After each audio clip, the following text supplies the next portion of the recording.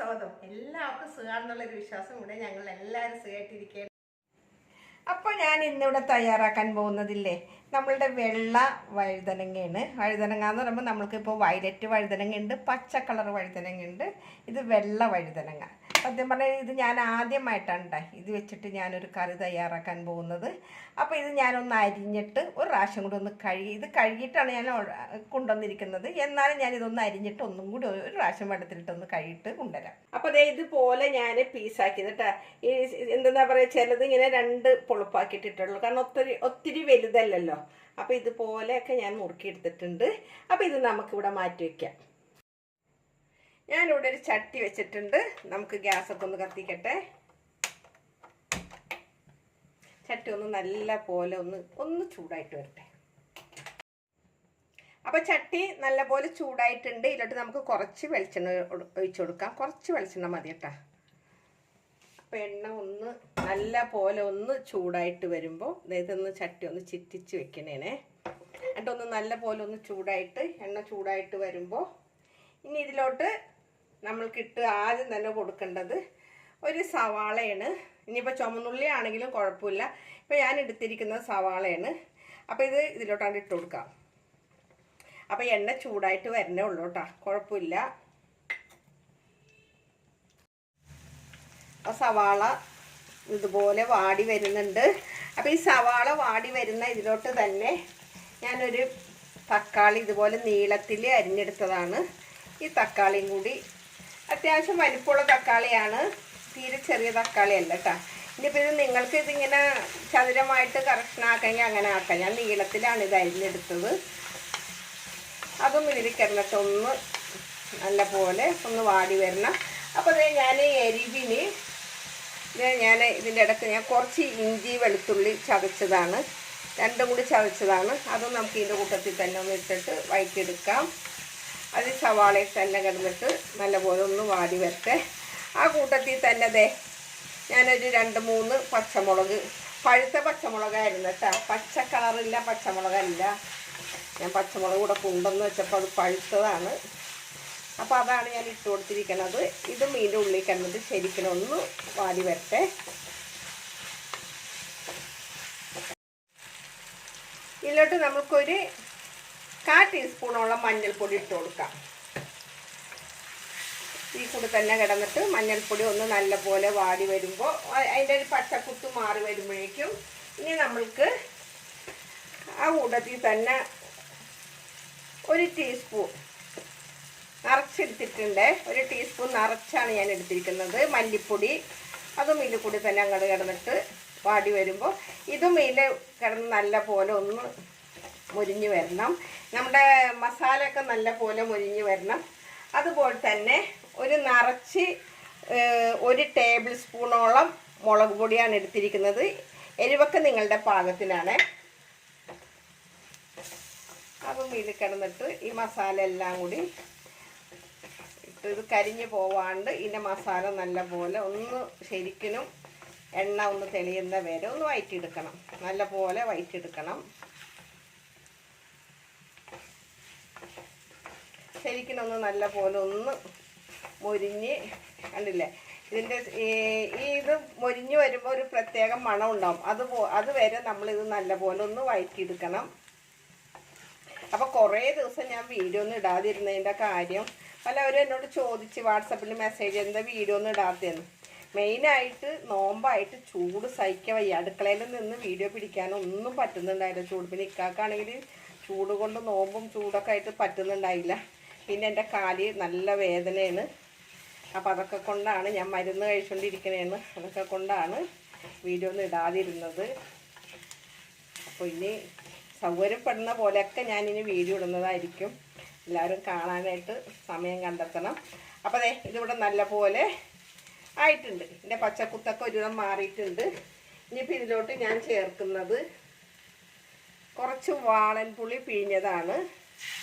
അപ്പോൾ പുളി എരിവും ഓരോരുത്തരുടെ അളവിനനുസരിച്ചിട്ട്. ഒത്തിരി വെള്ള ഇതല്ല, ഇത്തിരി കറുത്ത പുളിയായിപ്പോയിട്ട് എൻ്റെ കയ്യിലുണ്ടായത്. നമ്മൾ വേവിച്ച് വെച്ചിട്ട് ഇത്തിരി കളർ മാറിയിട്ടുണ്ട്. നല്ല പഴുത്ത ഉടനെ ഉള്ള പുളിയാണെങ്കിൽ ഇത്രയും കളർ വരില്ല, കുറച്ച് നിറം ഉണ്ടാവും. ഇത്തിരി നിറം ഈ കറുത്ത പുളിയായിപ്പോയി. ഇതിലോട്ട് നമ്മൾക്ക് പാകത്തിനുള്ള വെള്ളം ഒഴിച്ചു കൊടുക്കണം. തീ ഒന്ന് കൂട്ടി വെക്കട്ടെ. നല്ല പോലെ ഒന്ന് ഇളക്കി.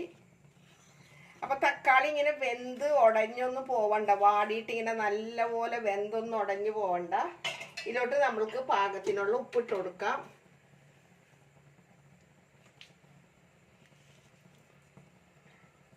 എന്നിട്ട് ഇത് നല്ല പോലെ ഒന്ന് ശരിക്കും ഒന്ന് തിള വരട്ടെ കേട്ടോ.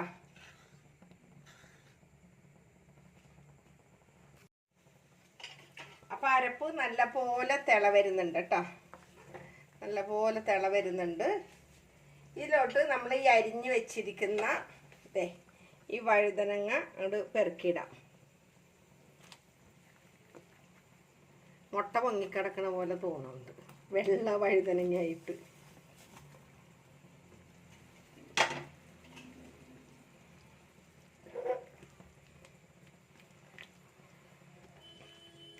എല്ലാം ഒന്ന് നല്ല പോലെ കൂട്ടി ഇളക്കിയതിന് ശേഷം നമുക്കിതൊന്ന് അടച്ചു വയ്ക്കാം.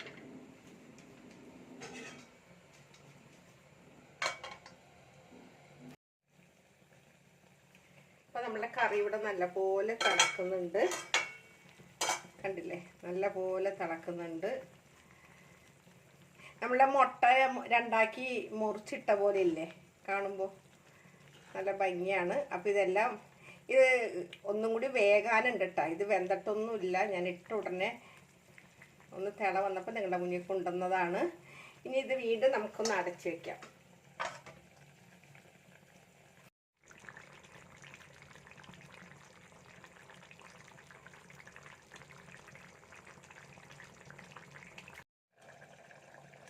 അപ്പോൾ നമ്മളുടെ കറി ഇവിടെ നല്ല പോലെ തിളച്ച് ഉഷാറായിട്ടുണ്ട്, കണ്ടില്ലേ? ഒക്കെ നല്ല പോലെ ഒന്ന് വാടി വെന്ത് നല്ല പോലെ ഒന്ന് കുറുകിയൊക്കെ വന്നിട്ടുണ്ട്. ഇനിയിപ്പോൾ നമുക്ക് ഇതിൽ നിന്ന് മാറ്റാം. ഈ ഗ്യാസിൽ നിന്നിട്ട്, ഈ അടുപ്പിൽ നിന്നിട്ട് ഇപ്പുറത്തെ അടുപ്പിലോട്ട് വെക്കാം. അപ്പം ഞാനിവിടെ ഒരു പാൻ അടുപ്പത്ത് വെച്ചിട്ടുണ്ട്. ഇതിലോട്ട് നമുക്ക് കുറച്ച് വെളിച്ചെണ്ണ കേട്ടോ. നമ്മൾ ഓൾറെഡി ആദ്യം ഒഴിച്ചിട്ടുണ്ട്, ഇപ്പോൾ കുറച്ച് ഒഴിച്ചിട്ടുള്ളൂ. ഈ വെളിച്ചെണ്ണ ഒന്ന് നല്ല പോലെ ഒന്ന് ചൂടായിട്ട് വരട്ടെ. അപ്പോൾ എണ്ണ ചൂടായിട്ടുണ്ട്. ഇതിലോട്ട് കുറച്ച് കടുക് ഇട്ട് കൊടുക്കാം. കടുക് പൊട്ടി വരുമ്പോൾ ഒരു 5-6 അല്ലി ഇതല്ലേ കുറച്ച് ഉലുവ ഇട്ട് കൊടുക്കാം. ഉലുവയും ഒന്ന് പൊട്ടി വരുമ്പോൾ നമ്മൾക്ക് ഇതിലോട്ട് ഒരു പിഞ്ചി നല്ല ജീരകം ഇട്ട് കൊടുക്കാം. പിന്നെ നമുക്ക് ഇട്ട് കൊടുക്കേണ്ടത് ഒരു 2 കറിവേപ്പില. കറിവേപ്പില കുറച്ച് കൂടുതൽ തന്നെ കിടക്കട്ടെ. എല്ലാം ഒന്ന് നല്ലപോലെ ഒന്ന് ഇത് കിടന്നൊന്ന് മൊരിഞ്ഞ് വരണം. അപ്പം ഇതിൽ വേണമെങ്കിൽ നിങ്ങൾക്ക് വറ്റൽമുളക് ഇട്ട് കൊടുക്കാം. ഞാൻ വറ്റൽമുളക് ഇത് ചേർക്കുന്നില്ല. നമ്മളിപ്പോൾ അത്യാവശ്യം എരിവൊക്കെ ആയിട്ടുണ്ട്. ഇനി വറ്റൽമുളക് ഞാൻ ചേർക്കുന്നില്ല. അപ്പോൾ ഇതിലൊന്ന് നല്ല പോലെ ഒന്ന് ഇതൊക്കെ നല്ല പോലെ ഒന്ന് മൊരിഞ്ഞ് വേപ്പലൊന്ന് ഫ്രൈ ആയി കിട്ടണം. അപ്പോൾ ഇത് നല്ലപോലെ ആയിട്ടുണ്ട്. അതിൻ്റെ ഗ്യാസ് അങ്ങോട്ട് ഓഫ് ചെയ്യുന്നു. എന്നിട്ട് നമുക്ക് ഇതിലോട്ടങ്ങോട്ട്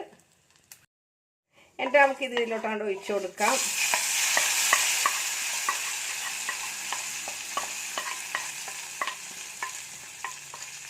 എന്നിട്ട് ഇത് വേഗം നമുക്കിതൊന്ന് അടച്ചു വയ്ക്കാം.